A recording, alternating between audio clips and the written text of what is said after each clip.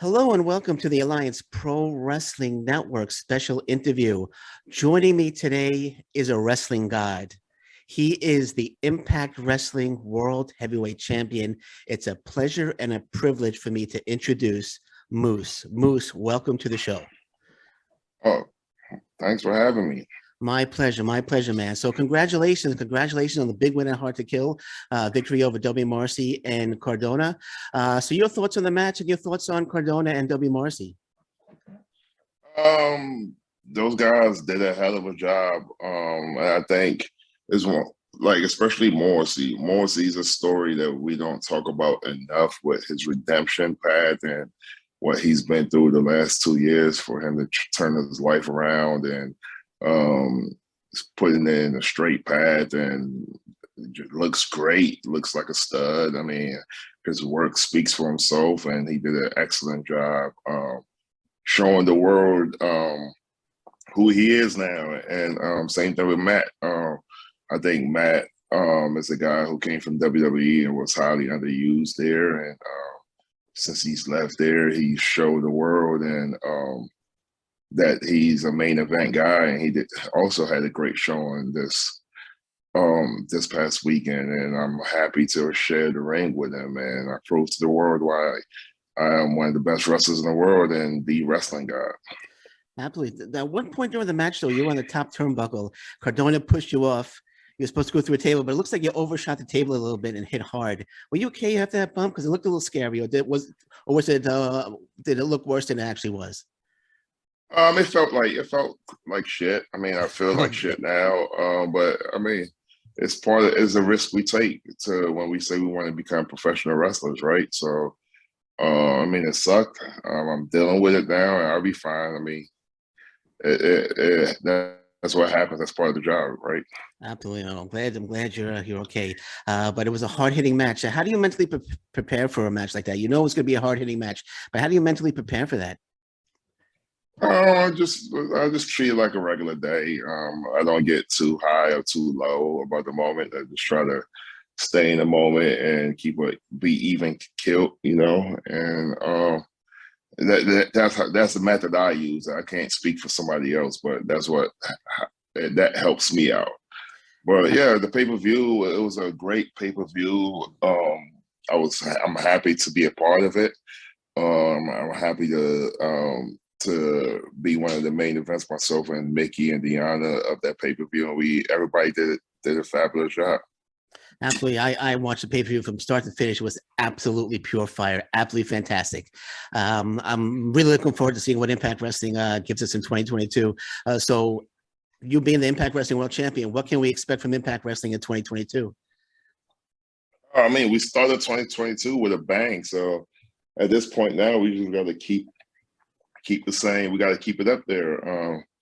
We started with a high level, so we just have to keep it up there for the rest of the year, which I'm confident with the guys and girls we have on our roster to do so.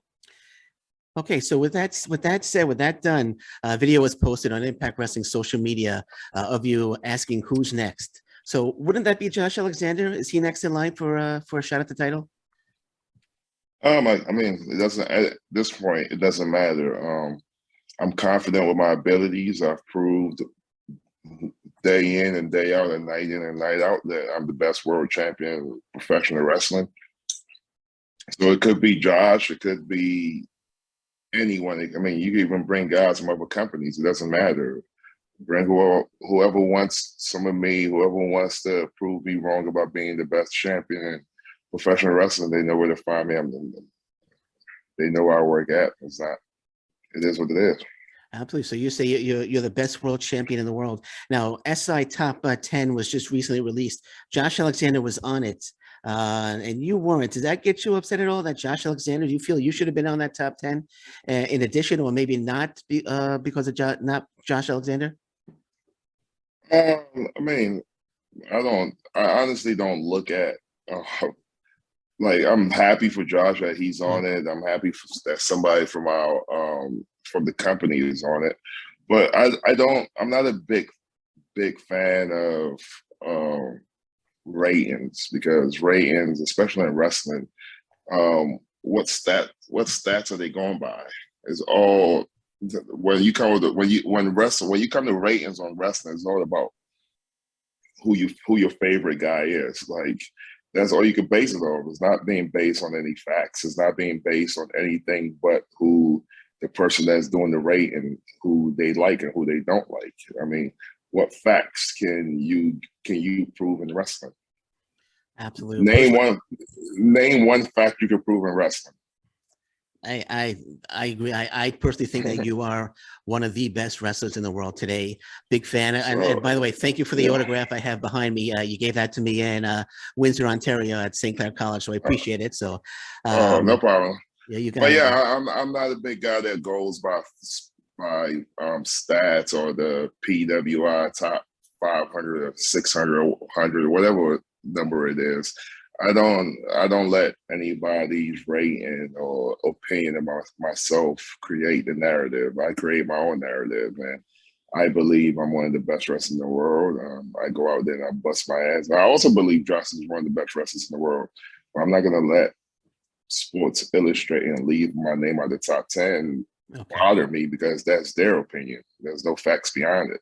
Okay, absolutely. Well, I'm looking forward to the time where Josh Alexander gets a shot because that against you for the world title. That's going to be absolutely fantastic match. Now, I asked Josh Matthews. Actually, he was on the show last week. I asked him who the face of Impact Wrestling was, and he had a little trouble answering that question. So I'm going to ask you: are you the face of Impact Wrestling? I mean, I'm the world champion, and also when you think about Impact Wrestling, you think about who the world champion is, and generally the world champion is who you call the face of the company. But I mean, I could see where Josh could have a trouble answering it because the company is just not built around one person. You got guys like Eddie Edwards, who's quote unquote the heart and soul of Impact Wrestling, who's been here the longest, you could say. Then you have myself, who's been here, I think, the second longest. And then you have guys like Josh, who's had an outstanding 2021 and who's probably the biggest baby face in the company right now. Then you have Mickey Jane, who's a Impact original and who's been here from pretty much the beginning. So it's kind of hard to name one person when you're talking about the face of a company. It's usually like, I think that's a thing where fans made up to be like, oh, he's the face. It's hard to say one guy. It's usually a combination of a bunch of people that create a company. So, okay, fair enough. Now, back to Hard to Kill. Jonathan Gresham defended the Ring of Honor title at Hard to Kill. We have a match, Deonna Purrazzo versus Roxy, winner take all match. Would you like to have a winner take all match with Jonathan Gresham, Impact title versus Ring of Honor title? I'm sure. I mean, why not? I mean, Jonathan Gresham is a great wrestler, and I have nothing but great things to say about him. Actually, good buddies with him. And I've never gotten a chance to wrestle him one-on-one in an actual show. We got trained by the same guy, so we came up kind of like together. I mean, he's much older than me when it comes to wrestling, but we trained at the same school, so we've actually done stuff together in like training, but I've never actually gotten a chance to wrestle him one-on-one. So I mean, it will be a good match. It's different styles, and different styles is what makes matches. So I mean, hopefully there will be a day when it will happen. I look forward to it. Yeah, I definitely hope that happens. It'd be a fantastic match. So hopefully it'll happen one day.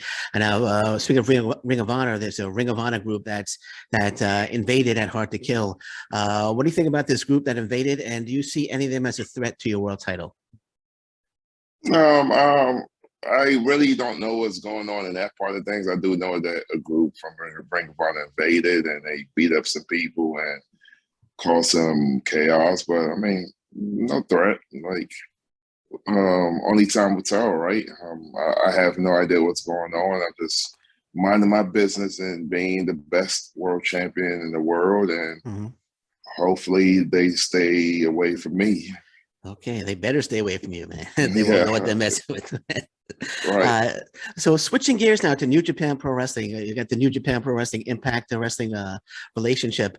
Once the COVID restrictions ease up, would you like to head over to Japan and defend the Impact Wrestling World Title? Oh yeah, obviously. I mean, who wouldn't? I've always been a big fan of New Japan and just the Japanese style of wrestling. So, and I've done some stuff with New Japan Strong and for a couple of shows that they've had in the States. So, yeah, I would love to go to Japan and do some stuff with them when the time presents. All right, awesome. I would love to see. Do you have anybody in mind that you like to face? I personally would like to see you one-on-one with Okada, but is there one specific guy in New Japan you'd like to go one-on-one with? I know you've been one-on-one with Tomohiro Ishii in the past, but anybody you would like to defend the title against? It doesn't really matter. I mean, I feel like the styles and matchups makes the match, so it really doesn't matter. There's a bunch of different styles, different guys there. I mean, I've wrestled Okada before when I was in Ring of Honor, and but I was a different style. I was a different kind of wrestler back then, so I never match up with him now. When I'm more seasoned and groomed, it would be better. I mean, you got guys like Osprey or Jeff Cobb or. I mean, there's a Switchblade. There's a bunch of guys. Well, hopefully it'll happen soon once these COVID restrictions ease up. Now, you're a former football player turned wrestler. What do you think you match up with legendary football players, former football players turned wrestlers, such as Ernie Ladd or Wahoo McDaniels? Where do you think you rank amongst those guys? Obviously, I'm going to say I rank number one, but also, in the honest fact, those guys came way before me. I've never actually seen them wrestle. So I think wrestling was way different that it is now. So it's all about what kind of wrestling you like. I mean, there's some guys that will tell you that those guys were better wrestlers than I am. And there's some guys who'll tell you that they like their style in the 60s and the 50s better than the style we do now. So I mean, like I said, there's no facts in professional wrestling. It's all about opinion. So it's all about the person's opinion that you ask. All right, absolutely, man, absolutely. So we're running short on time, so I wanted to ask this question on Twitter. You posted a hypothetical question: what if Roman Reigns walked through the forbidden door? Has Roman Reigns responded to that at all? And do you think there's any chance of that ever happening? Since I posted that tweet, honestly, I haven't looked to see who responded or who said anything about it. So I couldn't answer if you responded or I don't know. But like 5 years ago, I would have said that there's no way in hell that would happen.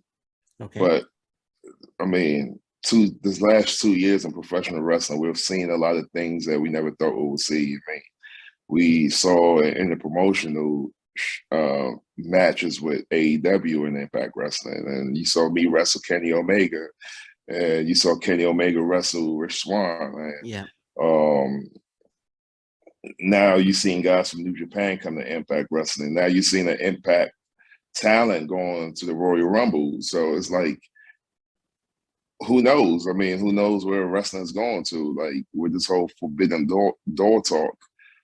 I mean, nobody knows what's going on. So it's like, when I posted that tweet, is it going to happen? I can't honestly tell you, say no right now, because you don't know what's going to happen. I mean, is it a match that I would love to have? Oh yeah. I mean, why wouldn't I? I mean, of course. he's one of the greatest wrestlers in this generation.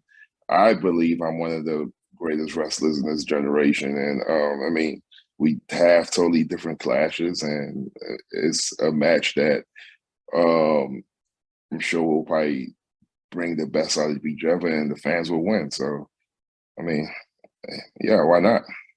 Well, it must be a great feeling. You got Booker T's stamp of approval for that Forbidden Door match. So it must be a great feeling. Someone, a legend like Booker T, giving the stamp of approval for that match. Yeah, I mean, coming from a guy with his status and his stature, a guy that I looked up to, if it's a match he wants to see, then I'm sure he's not the only one over there that would like to see it. I'm sure there's more great guys there who would like to see the same thing. And I think honestly, it would be a great matchup. I mean, it will be something different. We both have different styles, and I'm down to have it. But I mean, I don't make decisions, so we'll see. Only time, and the continued evolution of wrestling will tell if that's ever going to happen. Absolutely. Well, if the match ever does take place, you know who I'm rooting for, right? The guy pictured behind me. Okay. So Moose, I just want to say thank you so much for joining me today. It was an absolute honor having you on. I'm a huge fan of yours. Wish you nothing but the best of luck in 2022 and beyond. You're going to hold that title for a long, long time. And I look forward to seeing many more awesome matches of you in 2022, man. I appreciate it. My pleasure. Thank you, man. Take care. Bye-bye. All right. Bye.